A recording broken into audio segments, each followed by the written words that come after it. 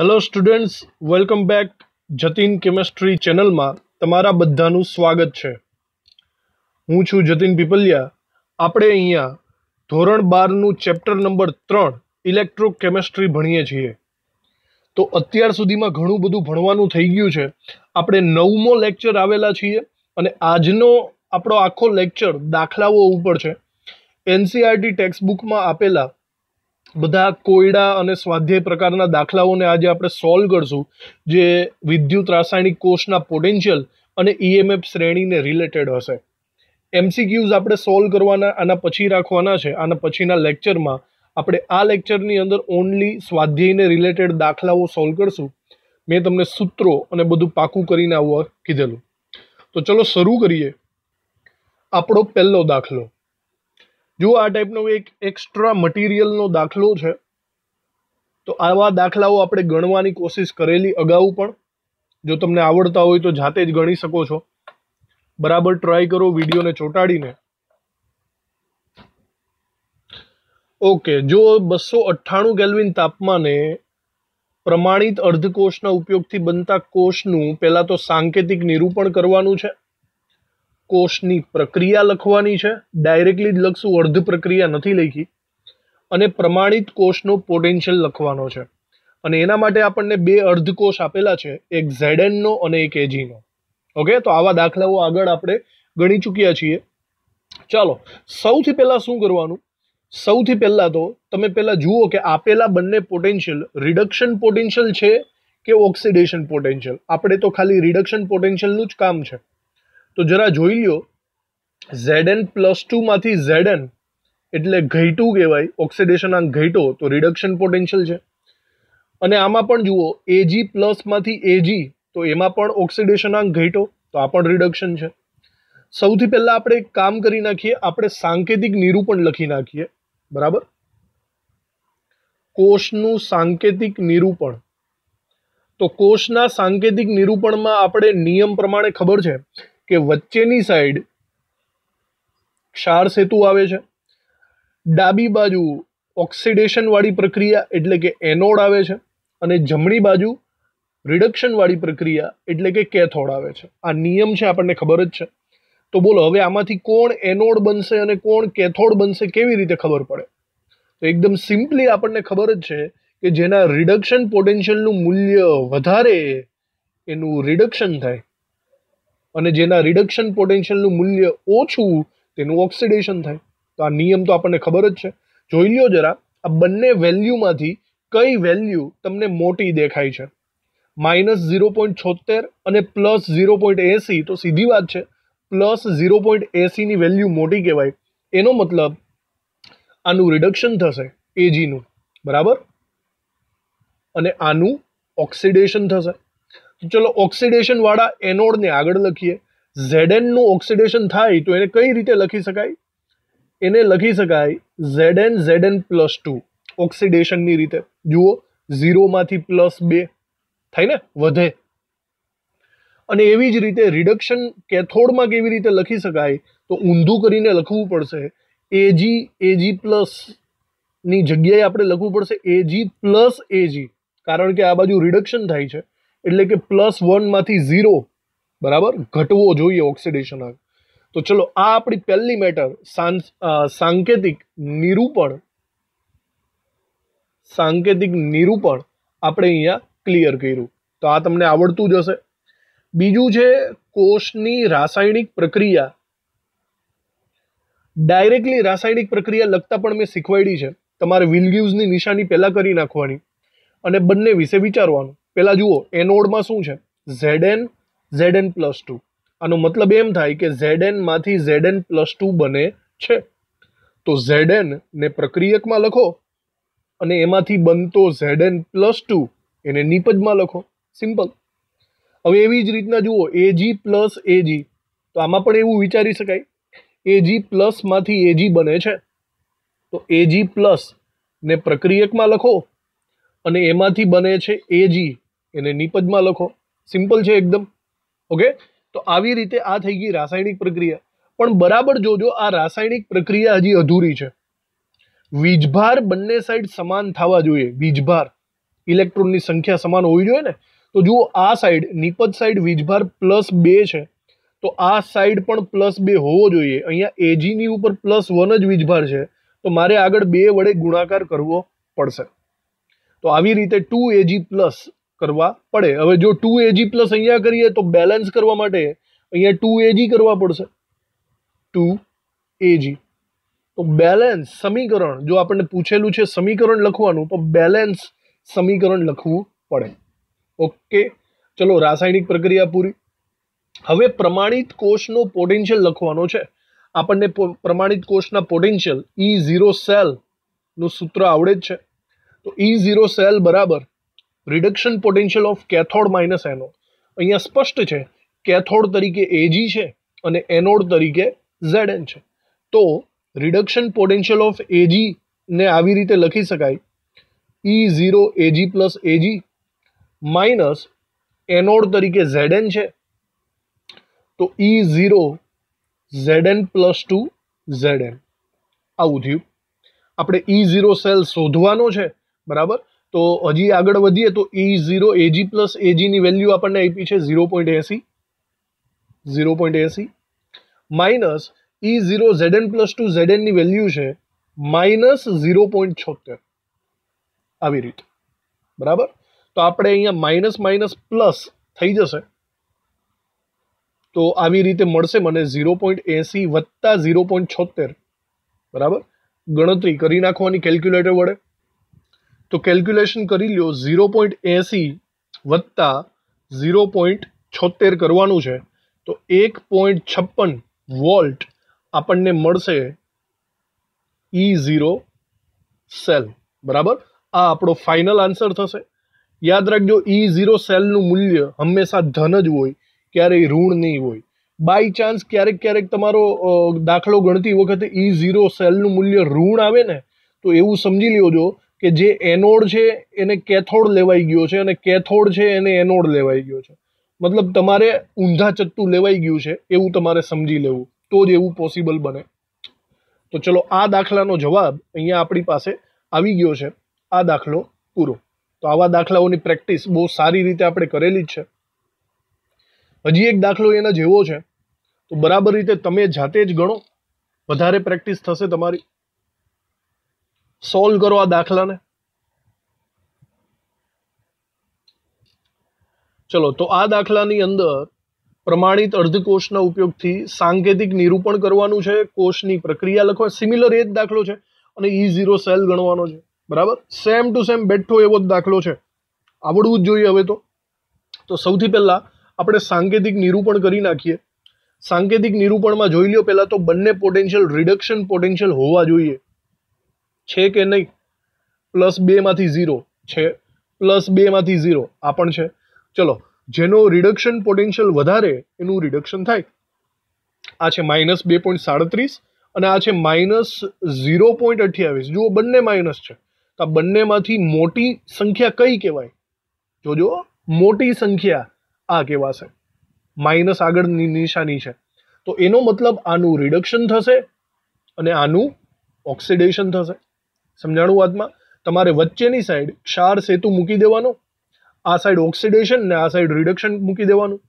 ઓક્સિડેશનમાં magnesium છે, તો મેગ્નેશિયમની આપણે અહીંયા લખી શકીએ Mg+2 અને આ સાઈડ કોબાલ્ટ છે રિડક્શનની અંદર કેથોડ, તો આપણે એનું ઊંધું લખવું પડશે CO+2CO.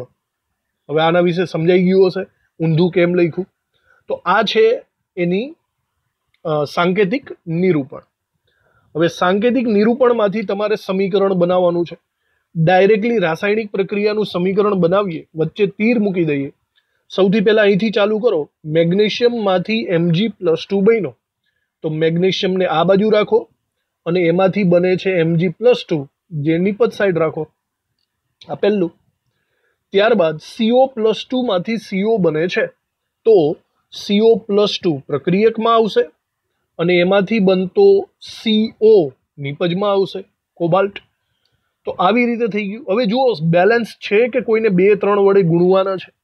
જો અહીંયા કોબાલ્ટ +2 છે, અહીંયા Mg+2 છે, બરાબર. +2 +2 વીજભાર છે, તો આપણે ગુણવાની જરૂર નથી.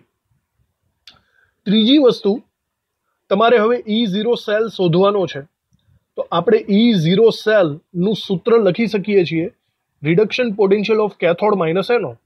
હવે આમાં કેથોડ તો આપણને ખબર જ છે કોબાલ્ટ અને એનોડ છે મેગ્નેશિયમ. તો આપણે સૂત્ર લખી શકીએ, કોબાલ્ટનો રિડક્શન પોટેન્શિયલ એટલે કે CO+2CO માઇનસ મેગ્નેશિયમનો રિડક્શન પોટેન્શિયલ એટલે કે Mg+2Mg. આવી રીતે થશે. હવે આ બંનેની વેલ્યુઝ આપણને આપેલી જ છે.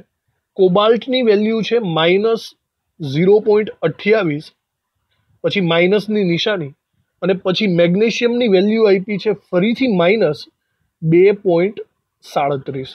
આવી રીતે છે. તો જો આ બધાને ભેગા કરો તો -0.28 માઇનસ માઇનસ પ્લસ થઈ જશે 2.37 આવું કંઈક મળશે. બરાબર. આમાં તો હવે એકચ્યુઅલી 2.37 માંથી 0.28 ને બાદ કરવાના છે. તો 2.37 માઇનસ 0.28 આપણે કરીએ તો મને મળે છે અહીંયા 2.09 વોલ્ટ. ઓકે, આનો એકમ ખાસ લખજો, E0 સેલનો એકમ વોલ્ટ આવે છે. તો આ તમારો જવાબ થઈ ગયો. તો આ આપણો સેકન્ડ દાખલો હતો. સેકન્ડ દાખલો પણ પૂરો થઈ ગયો. બોલો, હવે તમને આવા દાખલાઓની પ્રેક્ટિસ પૂરેપૂરી આવડી જશે. ઓકે, તો જુઓ હજી એક દાખલો જેને ગણવાની ટ્રાય કરો તમે. હવે તો સિમ્પલી તમે આને શીખી ગયા છો. તો નિકલનો કોષ છે અર્ધકોષ અને Ag નો અર્ધકોષ છે. કોષની પ્રક્રિયા લખવાની છે અને સાંકેતિક નિરૂપણ કરવાનું છે. E0 સેલ શોધવાનો નથી કીધો, કંઈ નહીં, કદાચ શોધવો હોય તો મળી જાય. બરાબર. તો બે જ વસ્તુ છે, કોષની પ્રક્રિયા અને સાંકેતિક નિરૂપણ કરવાનું છે. પહેલા સાંકેતિક નિરૂપણ કરો એ સારું રહે છે તમારા માટે. તો સાંકેતિક નિરૂપણ કરવાની ટ્રાય કરો. તો જુઓ બંનેના પોટેન્શિયલ રિડક્શન પોટેન્શિયલ છે કે નહીં. +2 માંથી 0, +1 માંથી 0. ચલો, બંનેના રિડક્શન પોટેન્શિયલ જ છે. બોલો, આ બે માંથી મોટો આંકડો કયો દેખાય છે તમને? -0.23 અને +0.80. સીધી વાત છે, +0.80 મોટો આંકડો છે. જેનો રિડક્શન પોટેન્શિયલ વધારે એનું રિડક્શન થાય. મતલબ ક્ષાર સેતુની આ બાજુ રિડક્શન વાળાને લખવાનું છે અને આ બાજુ ઓક્સિડેશન વાળાને લખવાનું છે. સિમ્પલ છે. તો બોલો, નિકલને આ સાઈડ લખાશે તો ઓક્સિડેશન ટાઈપમાં નિકલને લખીએ તો Ni+2 લખવો પડે, કારણ કે એનું ઓક્સિડેશન થયું છે. અને આ બાજુ રિડક્શન પ્રક્રિયાને લખીએ તો અહીંયા મારે લખવું પડશે Ag+Ag. બરાબર, જે રિડક્શન દર્શાવે છે +માંથી 0. તો આવી રીતે આ સાંકેતિક નિરૂપણ થઈ ગયું. હવે તમે એનું સમીકરણ લખો. સમીકરણ લખતા હમણાં શીખવાડેલું છે, તીરની નિશાની કરી નાખવાની. ત્યારબાદ પહેલાં જુઓ, આમાં Ni માંથી Ni+2 બને છે. એનો મતલબ નિકલ પ્રક્રિયકમાં આવશે અને એમાંથી બનતો Ni+2 નિપજમાં આવશે. ત્યારબાદ બીજું જુઓ, Ag+ માંથી Ag, તો Ag+ પ્રક્રિયકમાં આવશે અને એમાંથી બનતો Ag નિપજમાં આવશે. તો ઓવરઓલ આ સમીકરણ થઈ ગયું. બોલો, સાચું છે સમીકરણ? કંઈક ભૂલાય છે? વીજભાર અહીંયા +1 વીજભાર છે, અહીંયા +2 વીજભાર છે, નહીં ચાલે. તો તમારે વીજભાર સંતુલિત કરવા માટે શું કરવું પડશે? Ag ને 2 વડે ગુણવા પડે. તો અહીંયા +2 ઇક્વલ થાય. અને જો આ Ag ને 2 વડે ગુણશો તો Ag સોલિડને પણ 2 વડે ગુણવા પડે. તો અહીંયા લખવું પડે 2Ag. હવે આ સમીકરણ બેલેન્સ છે. ઓકે, હવે આનો કદાચ પોટેન્શિયલ શોધવો હોય તો પણ આપણે શોધી શકીએ છીએ. અહીંયા કીધેલું નથી તો આપણે રહેવા દઈએ છીએ અત્યારે. ચલો, તો હજી આગળ વધીએ. હવે અમુક સ્વાધ્યાયના દાખલાઓ આપણે જોવાના છે. તો આવો એક સ્વાધ્યાયનો 3.1નો દાખલો છે. નીચેની ધાતુઓને તેના ક્ષારના દ્રાવણોમાંથી એકબીજાને વિસ્થાપિત કરતા ક્રમમાં ગોઠવો. જોજો બરાબર, પહેલા સમજવું પડશે આ શું પૂછવા માંગે છે. વિસ્થાપિત કરતા ક્રમમાં આપણને ખબર છે કે આપણે જ્યારે અહીંયા બે બીકરો વચ્ચે પ્રક્રિયા કરીએ છીએ ત્યારે ઓક્સિડેશન વાળો સળિયો પતલો થતો જાય છે અને રિડક્શન વાળો સળિયો જાડો થતો જાય છે. ખબર છે ને? તો એક રીતના વિસ્થાપિત અહીંયા જે ધાતુ આયનો હોય ને, એ ધાતુ આયનો સળિયા ઉપર વિસ્થાપિત થાય છે. તો આ સળિયા ઉપર વિસ્થાપિત થવું એટલે કે આ જામી જવું. અને વિસ્થાપિત આવું કરે કોણ? તો કરવા વાળો તો આ જ છે ને. જેનું ઓક્સિડેશન થાય છે ને એ સામેવાળાને વિસ્થાપિત કરે છે, સામેવાળા આયનને ઘન સ્વરૂપે વિસ્થાપિત કરે છે. તો ઇન શોર્ટ તમને આની અંદર એવું પૂછે છે કે ક્ષારના દ્રાવણોમાંથી વિસ્થાપિત કરતા ક્રમમાં ગોઠવો, તો આમાં તમને એવું પૂછે છે કે આ બધાને ઓક્સિડેશન પામવાના ક્રમમાં ગોઠવો. સમજવાની કોશિશ કરજો. જેનું ઓક્સિડેશન થાય એ સામેવાળાને વિસ્થાપિત કરી શકે. જેનું વધારે પડતું પ્રબળ ઓક્સિડેશન થાય એ સામેવાળાને પ્રબળ રીતે વિસ્થાપિત કરે, નિર્બળ ઓક્સિડેશન થાય એ ઓછું વિસ્થાપિત કરે. તો હવે આપણે એ જોવાનું છે કે આ બધામાંથી પ્રબળ ઓક્સિડેશન કોનું થશે. તો એના માટે આપણે EMF શ્રેણીનો ઉપયોગ કરવો પડે. આમાં આપણને કોઈના રિડક્શન પોટેન્શિયલના મૂલ્યો આપેલા નથી, તો ન છૂટકે બરાબર જોજો, EMF શ્રેણી વાપરવી પડે. આપણે EMF શ્રેણીના મૂલ્યો ગોખવાના નથી, યાદ રાખજો. ઓકે, તો આપણે એને બરાબર રીતે જોવી પડશે અને પછી આપણે વિચારવું પડશે એની અંદરથી કોણ ઉપરની સાઈડ આવ્યું છે, કોણ નીચેની સાઈડ આવ્યું છે, અને તમારે લાઇનસર એને ગોઠવવા પડશે. બરાબર, એવી રીતે ગોઠવવાના કે જેમાં E0 રિડક્શન પોટેન્શિયલનું મૂલ્ય ઉપર તરફ વધારે હોય અને નીચે તરફ ઓછું હોય. એનો મતલબ ઉપર તરફ રિડક્શન થતું હશે અને નીચેની તરફ શું થતું હશે? ઓક્સિડેશન થતું હશે. સમજાણું? તો પહેલા તો આપણે આને ગોઠવી લઈએ EMF શ્રેણી જોઈને. Aluminium, copper, Fe. આપણી પાસે EMF શ્રેણી છે જ ટેક્સ્ટ બુકમાં, તો બરાબર જોઈ લઈએ. એલ્યુમિનિયમ અહીંયા આવ્યો છે, કોપર, હવે કોપર બે ટાઈપના છે, જોઈ શકો છો, Cu+ અને Cu+2. આપણને જે કોપર આપેલો છે નોર્મલી Cu+2 ને રિલેટેડ જ છે. એલ્યુમિનિયમ, કોપર, પછી ઝિંક આપેલો છે, તો Zn અહીંયા આવશે. બીજું કોણ છે? બીજું Fe અને Fe તો આવી ગયો. Fe અને મેગ્નેશિયમ છે, તો જોઈ લઈએ એને પણ. તો આની અંદર Fe+2 આર્યો અને મેગ્નેશિયમ, તો મેગ્નેશિયમ અહીંયા નીચે છે. તો બરાબર રીતના જુઓ, જો આપણે EMF શ્રેણી દોરીએ તો આપણને એક ક્રમ અહીંયા મળી જાય છે. સૌથી ઉપરની સાઈડ કોપર મળે છે, કોપર પછી Fe આવશે, ત્યારબાદ Zn, પછી એલ્યુમિનિયમ અને પછી મેગ્નેશિયમ. આ ક્રમને આપણે અહીંયા લખીએ તો આ સાઈડ અહીંયા સૌથી ઉપર આવે છે કોપર, પછી Fe, જોઈ લઈએ એક મિનિટ, Fe, ઝિંક, એલ્યુમિનિયમ અને મેગ્નેશિયમ. આ EMF શ્રેણીના ક્રમમાં છે. હવે બરાબર જોજો, આનો મતલબ એવો થયો કે ઉપરની તરફવાળા રિડક્શન પામશે વધારે પડતા અને નીચેની તરફવાળા વધારે પડતા ઓક્સિડેશન પામશે. આપણને અહીંયા ઓક્સિડેશન પામવાનો ક્રમ એટલે કે વિસ્થાપિત કરવાનો ક્રમ પૂછેલો છે, તો આપણો અહીંયા જવાબ આવશે કે મેગ્નેશિયમ સૌથી વધારે વિસ્થાપિત કરે છે. ત્યારબાદ એલ્યુમિનિયમ આવશે, ત્યારબાદ ઝિંક આવશે. અહીંયા બરાબર નીચેથી ઉપર તરફ જવાનું છે, ઝિંક આવશે, ત્યારબાદ Fe, અને સૌથી ઓછો વિસ્થાપિત કોણ કરે? કોપર કરે. તો આ આપણો આન્સર થઈ જશે. સમજાઈ ગયું વાતમાં? તો આવી રીતે કોઈ પણ ગોઠવણી તમને પૂછી શકે, તમારે આવી રીતે એને ગોઠવવા પડશે. સ્વાધ્યાયનો 3.2 આવી જ રીતના હમણાં જે આપણે સોલ્વ કર્યું એવી જ રીતનો એક સ્વાધ્યાયનો સવાલ જુઓ. બરાબર, આની અંદર તમને વેલ્યુ આપી દીધેલી છે પોટેશિયમની, સિલ્વર, મર્ક્યુરી, મેગ્નેશિયમ અને ક્રોમિયમ. ટોટલ 5 વેલ્યુ તમને આપેલી છે. તો સૌથી પહેલા આ બધાના રિડક્શન પોટેન્શિયલ છે કે નહીં એ ચેક કરીને તમે EMF શ્રેણીમાં ગોઠવી નાખવાના. અને પૂછ્યું શું છે કે ધાતુઓને રિડક્શન કરતા તરીકેની પ્રબળતાના એટલે કે રિડક્શન કરતાના ચડતા ક્રમમાં ગોઠવવાનો છે. ચડતા ક્રમમાં એટલે કે આવી રીતે નાનાથી મોટા તરફ આપણે ગોઠવણી કરવાની છે. તો સૌથી પહેલા તો આપણે EMF શ્રેણી દોરવી પડે. તો EMF શ્રેણી પ્રમાણે આપણે એક સીધી લીટી કરી નાખવાની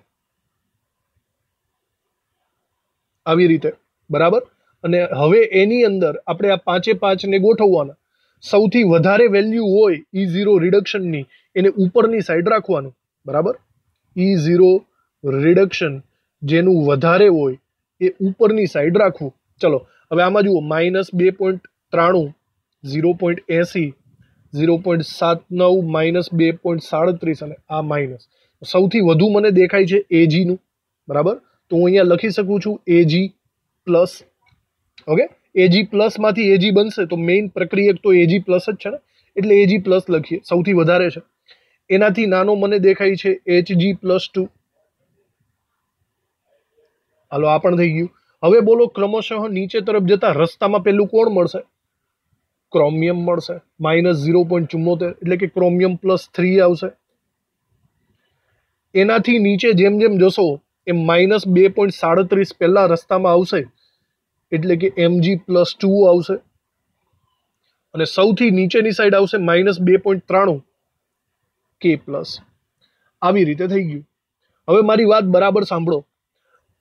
ઉપરની તરફ રિડક્શન પોટેન્શિયલનું મૂલ્ય વધારે તો એનો મતલબ ઉપરવાળા રિડક્શન પામે, નીચેવાળા ઓક્સિડેશન પામે. હવે જેનું રિડક્શન થતું હોય એ પોતે ઓક્સિડેશન કરતા હોય, અને જેનું ઓક્સિડેશન થતું હોય એ પોતે કેવા હોય? રિડક્શન કરતા હોય. સમજો છો તમે?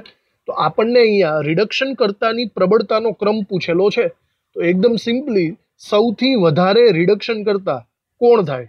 તો નીચેવાળા જ થાય ને. સૌથી મોટા રિડક્શન કરતા નીચેવાળા થશે. હવે જુઓ, તમને અહીંયા ચડતો ક્રમ પૂછ્યો છે. ચડતો ક્રમ એટલે કે તમારે આવી નિશાનીઓ વાપરવી પડે, સૌથી ઓછાથી લઈને સૌથી વધારે સુધી. બોલો સૌથી વધારે રિડક્શન કરતા કોણ છે? K+. એને તમારે સૌથી પાછળ મૂકવો પડશે. પછી જુઓ એના પછી વારો આવે છે Mg+2 નો, બરાબર સમજાય છે? તો Mg+2 આવશે.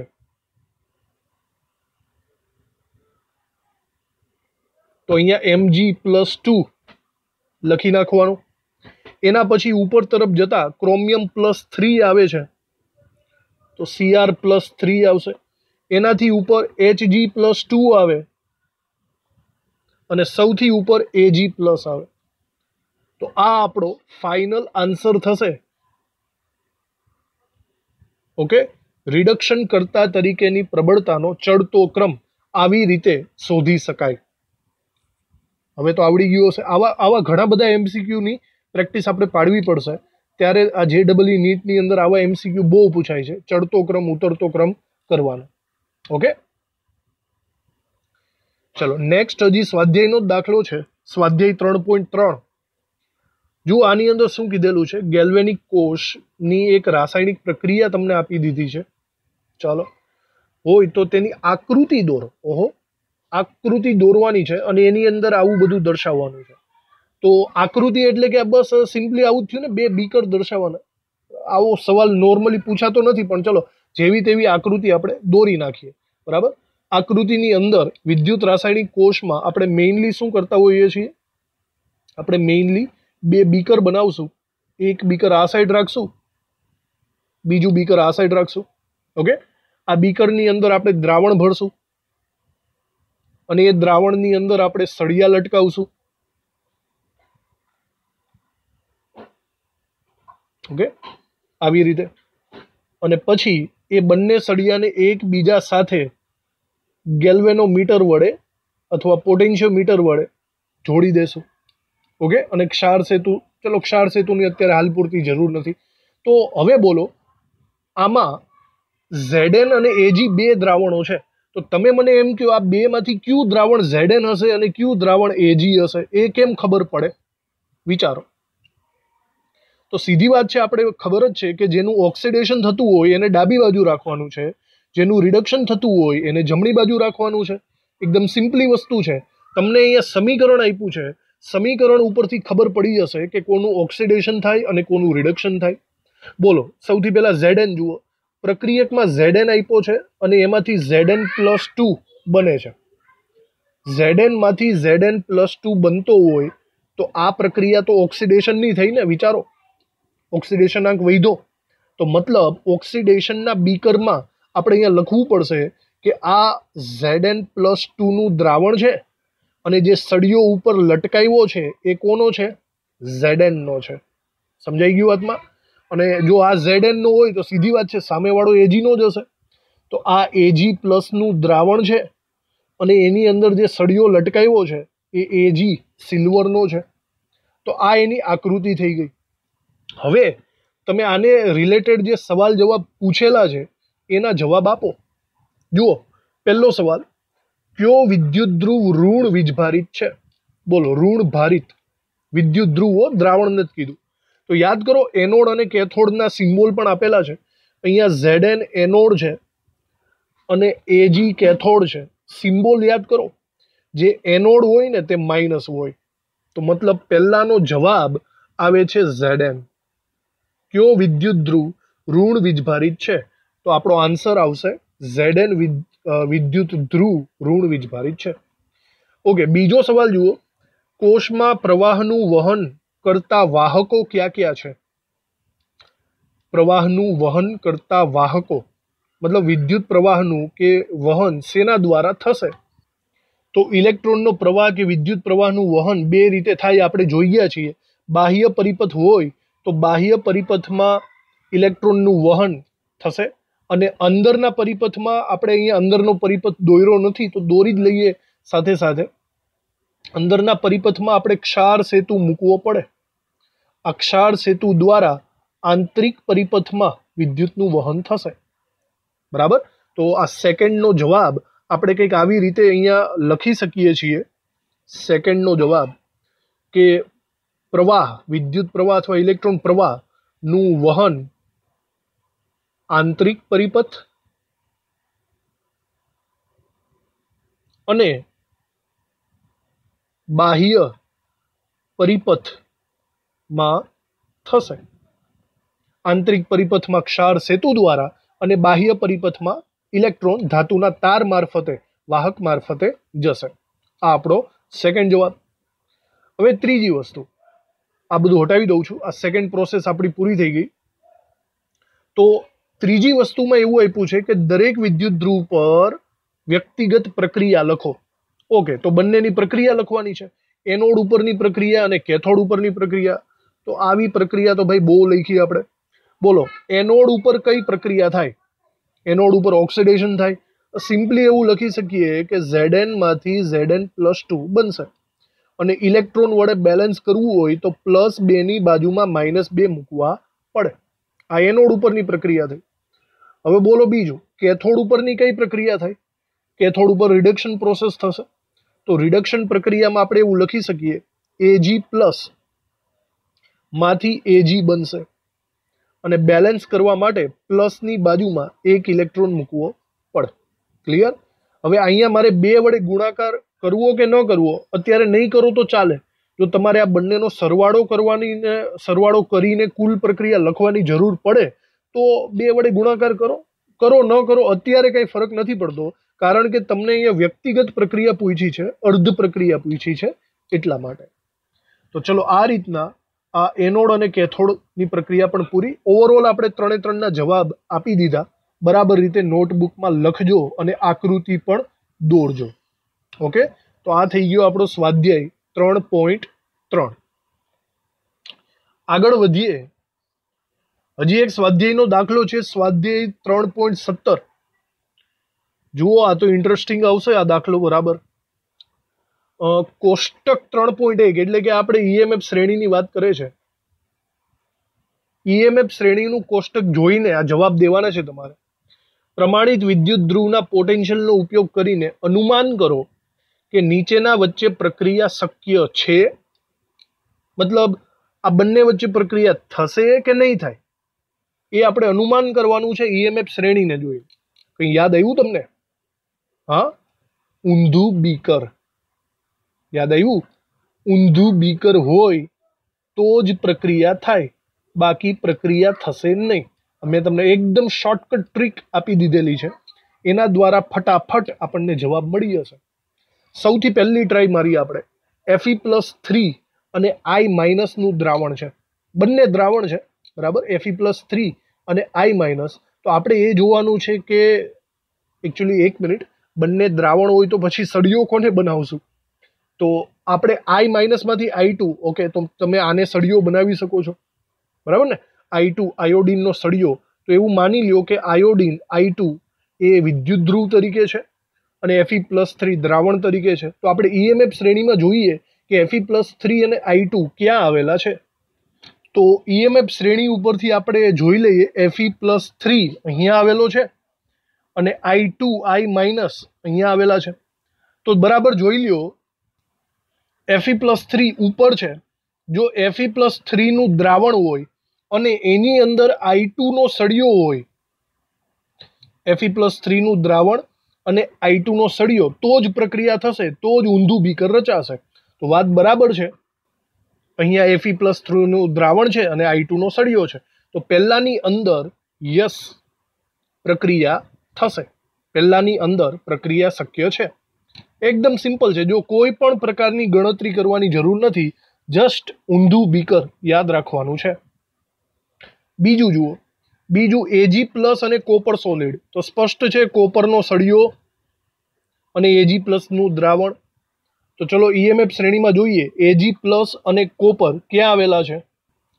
તો આની અંદર Ag+ અહીંયા છે અને કોપર Cu+2 હોય મોસ્ટ ઓફલી, તો આ છે. તો બોલો આમાં શું થયું? જો ઉપરની તરફ એટલે કે Ag+ દ્રાવણ હોય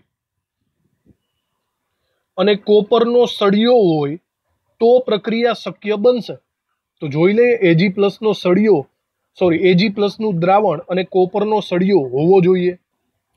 તો એવું જ છે, Ag+ નું દ્રાવણ અને કોપરનો સળિયો, મતલબ પ્રક્રિયા થશે ઊંધા બીકર પ્રમાણે.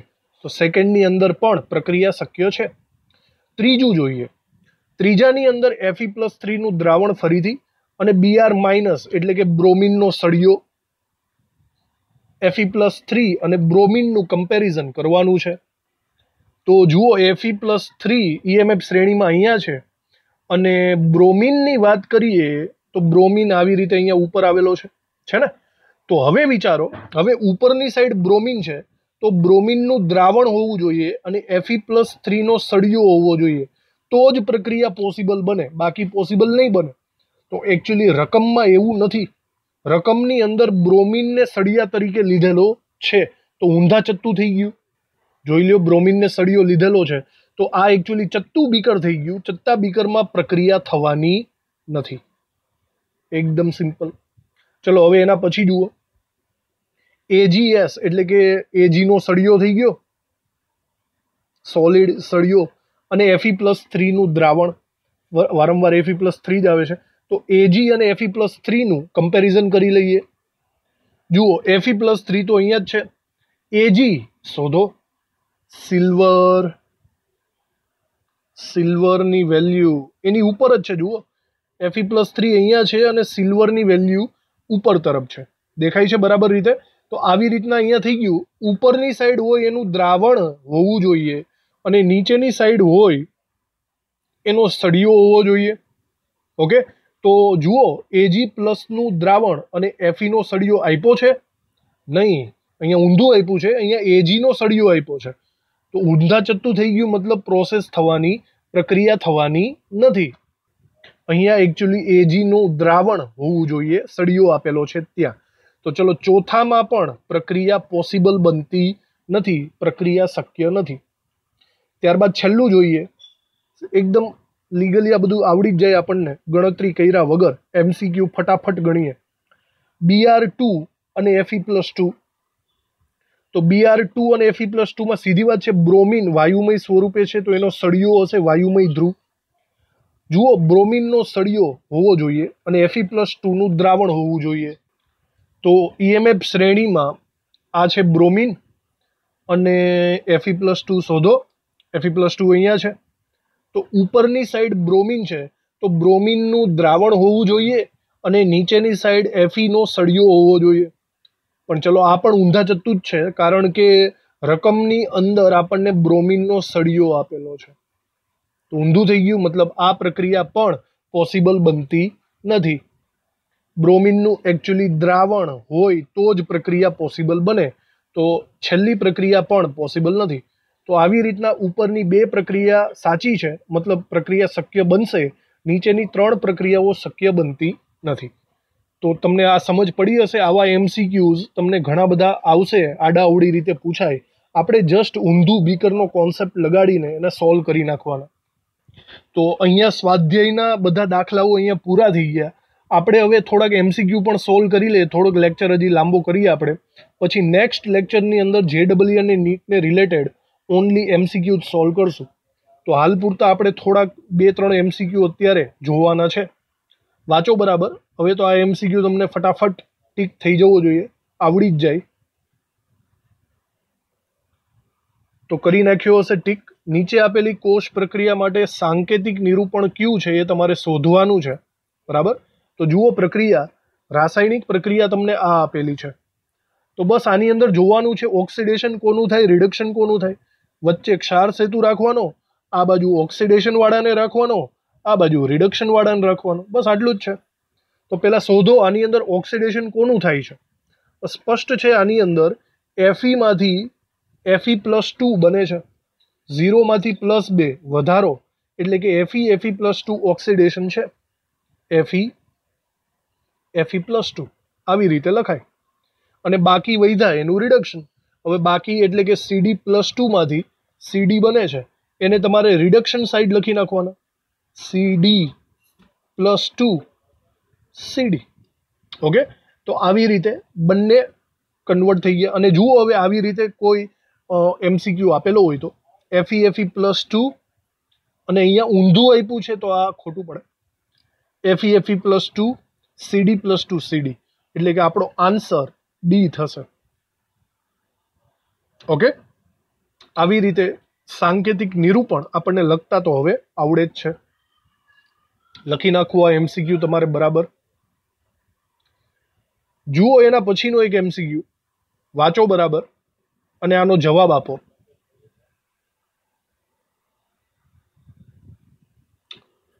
તો સિલ્વર નાઇટ્રેટના દ્રાવણમાં તમને ખબર હોવી જોઈએ, સિલ્વર નાઇટ્રેટ એટલે AgNO3, એના દ્રાવણમાં નિકલના ટુકડા, ચલો નિકલના ટુકડા એટલે આ સળિયો થઈ ગયો, સોલિડ થાય ને, નાખવાથી દ્રાવણ રંગીન બને છે. કારણ કે એટલે દ્રાવણ રંગીન બને જ છે એવું તો કહી જ દીધું પહેલા. તો જો પહેલી વસ્તુ દ્રાવણ રંગીન બને જ છે મતલબ ચલો પ્રક્રિયા તો થઈ જ ગઈ, પ્રક્રિયા થાય છે. સમજાઈ ગયું. અને પ્રક્રિયા ક્યારે થાય? જો ઊંધું બીકર હોય તો. યાદ આવ્યું? ઊંધું બીકર હોય તો જ પ્રક્રિયા પોસિબલ બને. તો મતલબ અહીંયા ઊંધું બીકર હોવું જોઈએ. તો જુઓ AgNO3 ઉપર આવે અને નિકલ નીચે આવે. ચલો પ્રક્રિયા થઈ ગઈ. તમને એનું કારણ પૂછ્યું છે. ચલો હવે એનું કારણ ઉપર આપણે ફોકસ કરીએ. તો ઓપ્શન 1 જુઓ, એમાં લખ્યું છે નિકલનું ઓક્સિડેશન થાય છે. ભાઈ આ બંને ઊંધું બીકરનો મતલબ સમજો છો ને?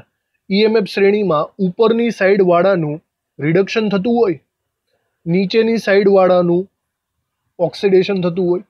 સમજાય છે? તો અહીંયા એમ કીધું છે નિકલનું ઓક્સિડેશન થાય છે. તો યસ થાય છે. સિમ્પલ. ઓપ્શન A આવે સાચો જવાબ. બીજા પણ ચેક કરીએ. ચાંદીનું ઓક્સિડેશન થાય છે? નહીં. જો AgNO3 ઉપરની સાઈડ છે, ધેટ મીન્સ એનું રિડક્શન થાય.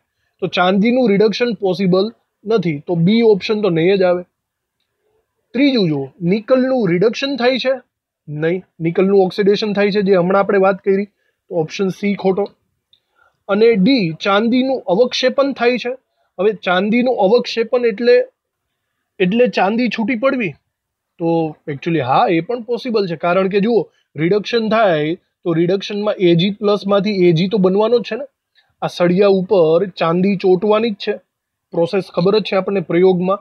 તો એકચ્યુઅલી આપણા 2 જવાબ આવે અહીંયા.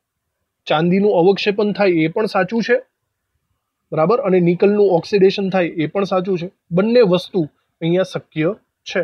તો એકચ્યુઅલી 2 જવાબ અહીંયા આવે છે. લખી નાખ્યું? બરાબર, નોંધ કરી રાખવી આ બધાની. ઓકે. એના પછીનો સવાલ વાંચો બરાબર. ચડતો ક્રમ ઉતરતો ક્રમ આપણે હમણાં જ શીખેલા છીએ, આસાનીથી આવડી જ જાય તમને. સોલ્વ કરો. ચલો સિમ્પલી જવાબ આવે આનો.